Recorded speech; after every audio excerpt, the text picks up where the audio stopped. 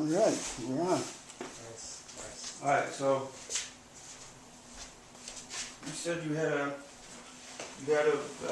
your first job was a valet. Yeah, pretty much my first job. I think I already done some like TA work. Hey, hold on a second.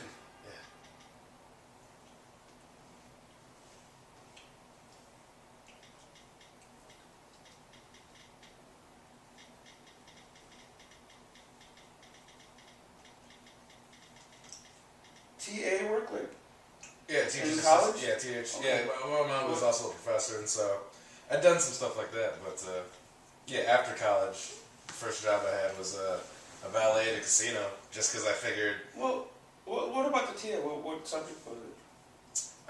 It was sociology or political science. Oh. So long ago, I can't remember which one. Might have been both actually. Might have been one of the two. But did a couple semesters. I can't remember. So long ago, it was just busy work more than anything compared to like. I didn't know that about you, about your background. That's fact check. I have a smattering of experience. But yeah, after college, I just kind of, after talking to everybody too, everybody's like, yeah, what are you going to college for? That's not what you're doing in life. Like, so I figured whatever job market was hard, let me just find a job. Let me have fun if I'm going to go to work every day. So I figured if I went to a casino, I'd meet interesting people, which interests me kind of as a writer and like a character actor. You never know who you might meet. And I enjoy talking to people. And then also I kind of figured, well, at a casino they have valet. If people are spending money, they probably have spent money on a nice car possibly, so I might get to see some fun things. I did, just growing up, or working on the Quad Cities and the Mississippi River. It's not like Chicago, so it wasn't as centrally located. But usually it'd be some big spenders from Chicago who'd have the nicest cars that come through. But literally probably drove everything from old 1950 whatever beaters to just straight off the line. The nicest car I ever drove was this beautiful Ferrari. Several years ago now, I guess, anyway. But it was new, because there was only like 20,000 miles or something on it. Like, and I think the guy had driven it from Chicago, he was driving around. And he was a younger guy, and he was real cool enough where I think everybody in valet figured we could kind of do what we want, because he gave us a nice tip up front, which is what you like in valet. He's like, yeah, keep it close. He's like, but keep it running. That was his thing. He's like, keep it close, but you can keep it running. Then you check yourself the shrug, which you should never say to a valet guy unless you want him to do something in your car. So we were definitely burning it around the track a little bit, and security would get on the walkie-talkie and say, hey, is there a problem out there, valet? And I'm like, nah, check the tires. Which is, yeah, almost. I mean, yeah. we talked about that a lot. We never had to drive backwards or anything. Or you didn't jump in ramps with it. We didn't get too serious. One kid once, not me, but one kid once took a, maybe it was a Corvette out, like on the highway far away, and rolled it. Fucked it up. He got fired. That was into that one. But that was he survived. I think it was right before I started, probably how I got the job. Hey, how late do you think you're staying? Whatever works. How much time do you have? I have all the time in the world. Because I got a video guy who says he wants to stop by. I literally have all the time in the world. But he said he won't be here till like 10.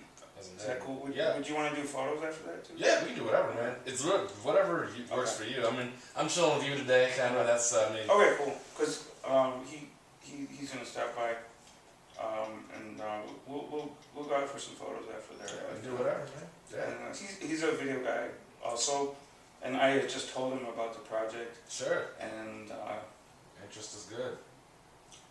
He, talented, and so. Motivation is good, yeah. So okay, so he's gonna come. Nice. All right, so how long did you do that for? I just did it for a year. That's a long time, I think, to do valet, right? Yeah, pretty much everything that wasn't acting. It's like anything that wasn't actually not acting, entertainment based. I pretty much did it for 1 year, just because I felt that was a good amount of time to at least know what the job really entails. I feel with any job or any new project, there's a learning curve, and so you have to get past that, and then you have to allow yourself to say, okay, what can I really attribute to this? And after that, okay, is this worthwhile for all parties in charge? So I always felt like after a full year, I knew what was going on. I figured after month 7 of anything, I know exactly what's going on. All the characters, I know what I'm getting every day. Whereas the first 3 months, you don't really know. You're figuring it out. After that, you start getting your next 3 months, you're really figuring out how everybody's responding to what you're doing after that. And then after that point, you guys are who you are. So I kind of did that in the valet job. I left. It's interesting enough. We had a terrible boss the whole time. He was even charged with like sexual harassment and stuff like that. And like while you were there? On the job, yeah. I had to go talk to a lawyer and stuff about it because he was being ridiculous, and I was gonna go help people out and tell the truth. But and so basically what happens is we get to that whole scandal and all this ridiculousness, and one of the good guys, old retired guy from used to run some restaurants and whatnot, just a retired guy, working in the Valley just was bored. And so he ends up being our manager and supervisor after all this ridiculousness. It's like he's manager for like a week. Maybe I don't even know if he's manager for like a week. And my 1 year anniversary comes up, and I literally just like, all right, well, it's been a year, and I'm gonna get out of here now. He's like, really? He's like, you're gonna quit now? He's like, you're like my best guy. He's like, you have the best attitude. He's like, yep. Yeah. I'm taking it elsewhere. I was like, it's been great. He's like, you SOB. I was like, I'm sorry, man, but it's like I can't. I was just like, I can't make this a career now. I was like, but it was a good time. It was a lot of characters, a lot more stories. Where was it at? We moved at the end, but this was in Rock Island. Casino Rock Island is the name. Home to Luce's Slots. That was their slogan. Or Home to Luce's Slots. Is that south side? No, all the way west. Right. It's on the Mississippi River. Right on the Mississippi River, yeah, technically, yeah. Iowa, Illinois border. This was it's near Rockford then. Past Rockford. It's west of Rockford, so yeah.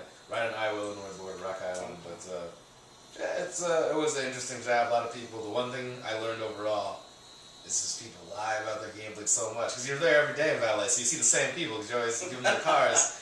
And so the fun thing is, when you first start, you see like the same like little old ladies, little sweet people. Like, you look like you remind me of my mother. So like, let me open your car door, make sure you have a good day, get out of here, drive safe. And that's where your mindset's at. And she's walking out all sad. I know this one specific lady, very sweet, very nice, had glasses, had a nice little green car, probably like a Toyota Corolla or something.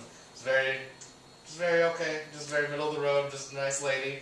Always come out holding a little purse like this. And I go, hi, how's it going? And she'll always say, oh, not good today. And like, oh, I'm sorry to hear that. She's like, yeah, I lost $500. And you're like, oh, really sorry to hear that.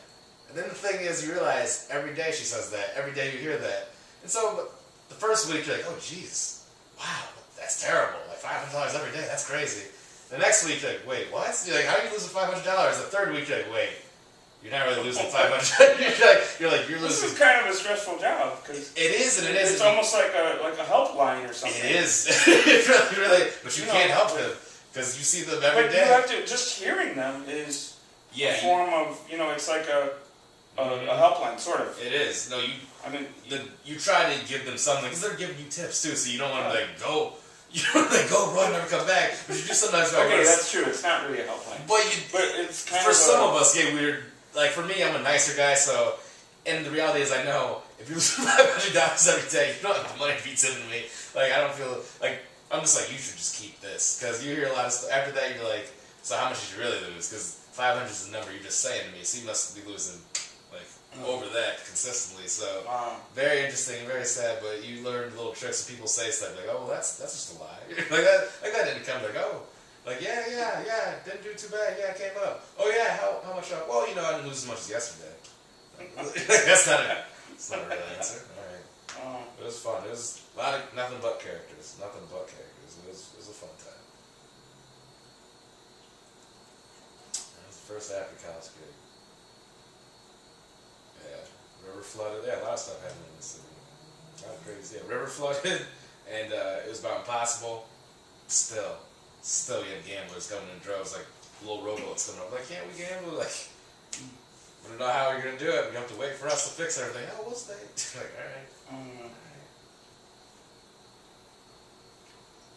all right. So they were rowing boats to the. Pretty much. Pretty much. Yeah. Mississippi usually floods a lot of years, and so it's sandbags big over there. But even when the floods come, and anybody with common sense, nope, staying away from the river is the worst place to be. Gamblers all there. It's like, oh, can you valet our car? We're like, we have no place to park it. Like everything's flooded back here. The parking lot's flooded? Like a lot of stuff was flooded. Like it's like part of it's open. Like only very few spaces are open because really nobody should be here anyway. You saw these crazy like, oh, can't you valet me? You're like, well, there's only those spots. You might as well just go park yourself. Well, I don't want. Can't you just do it? And you're like, I suppose. This is really more work and more money. What kind of car you got? Right? That's usually. Give me some incentive.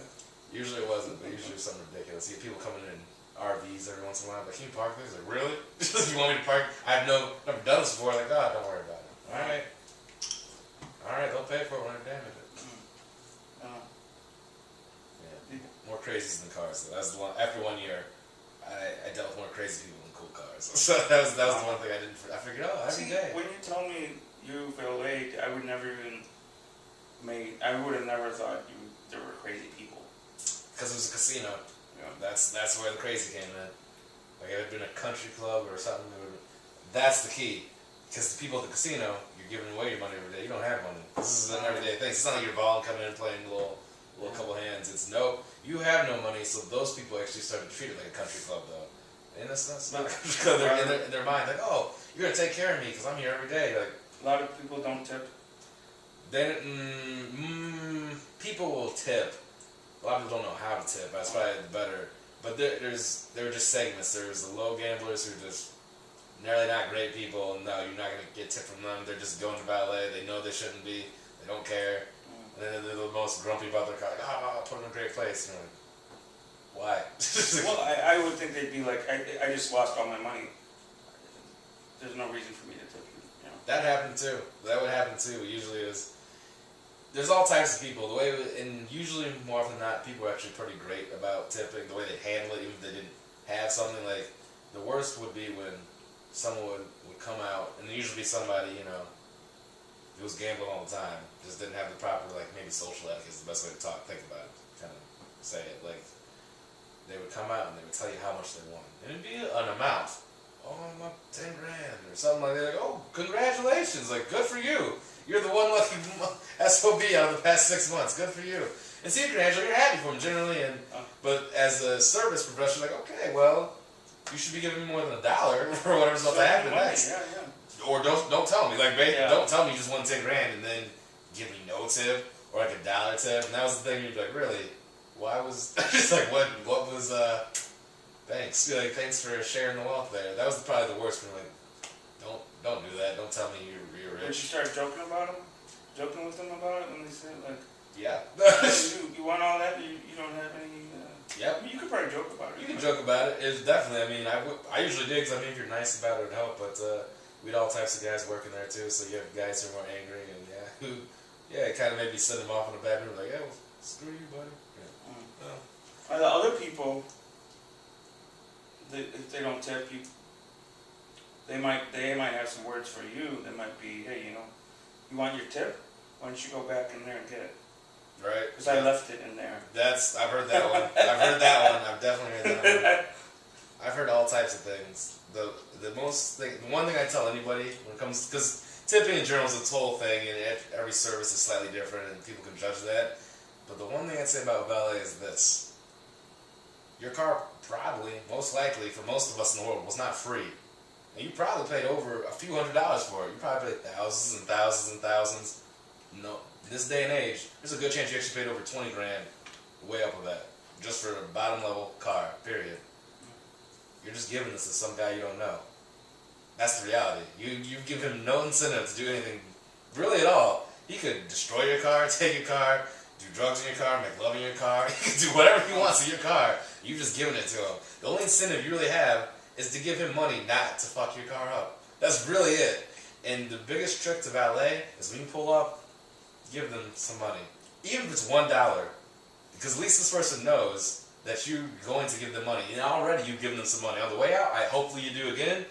But you actually already did. So in their minds, they're like, oh, well, he's already paid for his service. Let me take care of him. Good advice. It really makes a difference. Now, the best thing you could ever do, when you drive up, give them some money. And please give more than $1 whenever possible, because $1 in this day and age ain't doing much. But still, the point of giving it is the biggest thing. But telling them, hey, I'll hit you on the way out, too. You hit them on the way in and the way out, that valet will always take care of you every time you come in. Your car's going to be right up front, ready to go, whatever you need. And that's what makes the difference. Nothing's going to happen to your car. Because there's many cars back there in the garage. And for the guys who don't tip or angry or this and that, we see you all the time, we know your demeanor, we don't give a shit. Whereas, you're here all the time, you're paying me, hey, you're the reason I'm doing this job. I'm here to make sure your shit's okay. But the guys who don't care, and then you don't tip before, I don't know that you're gonna tip the end. I'm hoping you do, but you can easily just walk off and say goodbye. We remember that too. The next time you come up, oh, I remember this guy. I was like, yo, come on, yeah, I remember that guy. I remember him. What's up, buddy? Keep it up front. Yeah, I don't know if we got room. Isn't that a space?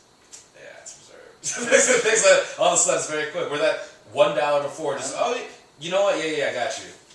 No. Makes the biggest difference. But that's why I always thought, I'm like, you know what? How much did your car cost? How much is it worth to you though? Because this kid right here is probably fresh out of high school or some shit, doesn't care. So bottom line, this job's not that good. The benefits aren't that great. So probably make sure this kid cares about your car as much as you do. Because you see those cars, the Mercedes, and it pulls in, you're like, man, that's beautiful. Like, you don't want to insure that a couple bucks? Just a couple bucks on your pocket ensures that nothing's going to happen to your car. Because, I mean, anything can happen in that garage. Anything can happen. While you're enjoying your dinner, playing your slots, hollering at your girl, anything can be happening. You might go home with a tank of gas, half tank of piss. Like, you don't know what's going on in there. Really? Anything can happen. For an honorary customer, I've definitely seen, I had one valet dude who was a drunk, which just boggled my mind. That was one of the first things I learned the first day. Like, and that's, I won't say his name, like, that's this guy, and he drinks. I'm like, okay, like, no. He drinks. He comes to work drunk. He got lunch, he drinks. I'm like, okay, but so, it was like, does he get in any accidents? Like, I think he had like one once. He's pretty good. So I'm like, okay. And so that guy drinks, so it's like, you never know what you're getting. So, like that guy, you don't tip him, he's gonna be fuck you. So he's smoking outside your car, like, not caring. So, think about valet, tip on your way in, tip on your way out. That's the moral of the valet story always. Good advice. They'll make the difference. Oh yeah, 100%. Go in, I'd say, yeah, depending on what kind of car you have, you should be willing to tip more, I guess. But basically, like if I have a nice car, I'd probably say, okay, I'm gonna go out tonight, valet my car. I'm gonna spend $10 on valet.